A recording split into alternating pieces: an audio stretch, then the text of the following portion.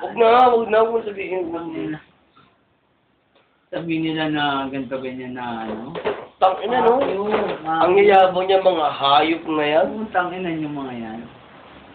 Ganyan, sabay, pagdating sa mga eksena, sila ang bida. Oo. Ulul! Putang ina. Mga na-pick up niya lang yan sa UFC na lang! Si Ortiz.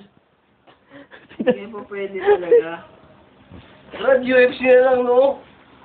Putang na, pero napitin Na-adapt nyo lang yan sa mga matitikas.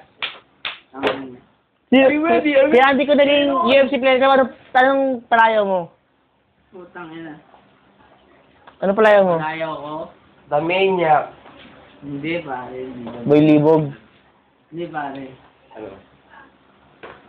Hindi kasi pag, pa kahit boy libog pare, pag international, wala naman term yung boy libog dahil Filipino term yun eh.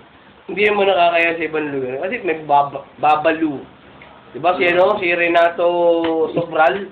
Renato, babalu, Sobral. Sa Pilipinas, mahal babalu. Ibig sabihin, ano, may tanong mahaba ako. yung baba. Panay- Una yung English. Parang diyan, may tanong ako. Pare natin.